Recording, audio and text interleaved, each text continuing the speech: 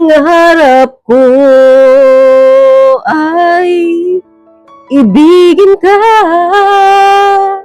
at sa habang panahon ikaw ay makasama.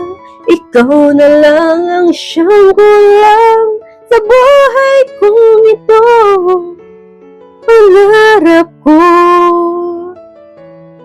ang maging misis ka. So for today's video mga Lods, bibigyan ko po kayo ng malupit na mga tips para matuluyan mo na yung babae na yan, no? Alam ko Lods, marami sa inyo mga lalaki ang nangangarap, no? Na makatuluyan ng babaeng gusto ninyo, no? Gusto niyo mag-asawa, no? Gusto ninyo maging nanay yan ng mga anak ninyo, pero hindi mo magawa, no? So Lods, kung ikaw nga po ay may nagugusto ang babae ngayon at hindi mo alam kung paano yan aasawahin kahit hindi mo jowa o jowa mo man yan ngayon, no? Para sa itong video na to. Pero bago yan, kung hindi pa nga po subscribers, yun, no? Hindi pa nakasubscribe, click mo na po muna yan, no? Pamasking nyo na sa akin. So, proceed na po tayo agad sa tips number 1. Umakting ka na para boyfriend niya na kahit hindi pa, no? Level up Lods, no? Kapag po kayo ay nanliligaw sa isang babae na gustong-gusto niyo mapangasawa na, no? Ang gawin niyo, boyfriend ka na dito kahit hindi pa. Hindi ka pa sinasagot, boyfriend na yung asta mo. Ganun po dapat Lods, no? Kunwari Lods, no? Ako, no? Nililigaw mo pa lang ako. Gusto mo na ako mapangasawa, gusto mo na ako mabembang, no? Ang gawin niyo Lods, punta na agad sa bahay ko. No, magdala ka ng bulaklak, chocolate.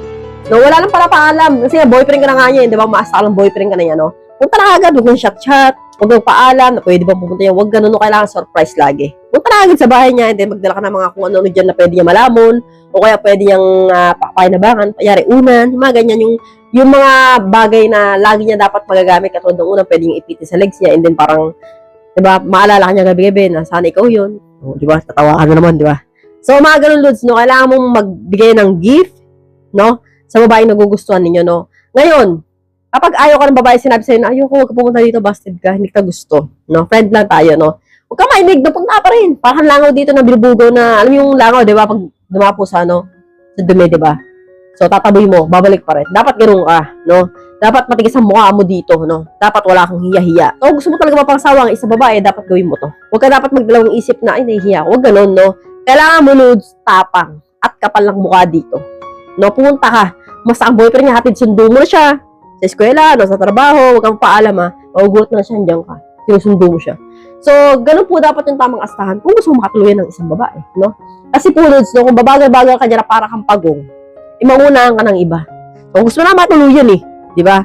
So, proceed na po tayo agad sa number 2. Tumulo ka sa problema ng pamilya niya, no? Financial problem, Lods, no? Importante to, no?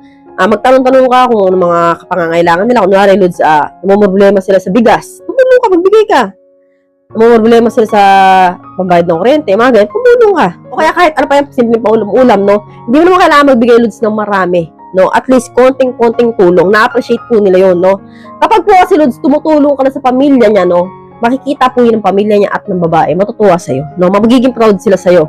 At iisipin nila na siguro, no, magiging masaya ako, magiging husband to. Kasi ngayon pa nga lang, hindi ko pa nga jowa, tumutulong na. What more kapag asawa ko na, di ba? Yung pinakamabisang paraan, Lods, na kailangan mong gawin kung gusto mo talaga makatuluyan ng isang babae. Sa ganun paraan, Lods, mapapalapit ka sa pamilya niya at sa babaeng nagugustuhan mo. And then, bandang huli, no, Lods, no, sure po ako na magugustuhan ka talaga nila at magiging jowa at magiging asawa mo na ang babae na yan. So, marami na nakagawa yan, Lods. Epektibo po talaga yan kahit po sa akin nangyari yan. Ayaw talaga sa lalaki, hindi pabalik-balik sa bahay. And then yun na nga, no, ginawa talaga yung dalawang tips na yan. Ako, effective, no? Kaya ang nangyari sa akin yun, nasawa ko na ngayon. So, hanggang dito lang po tayo, mga Lods. I hope you learned something in this video. More videos to come. So, stay connected and see you again to my next video. God bless. Bye-bye!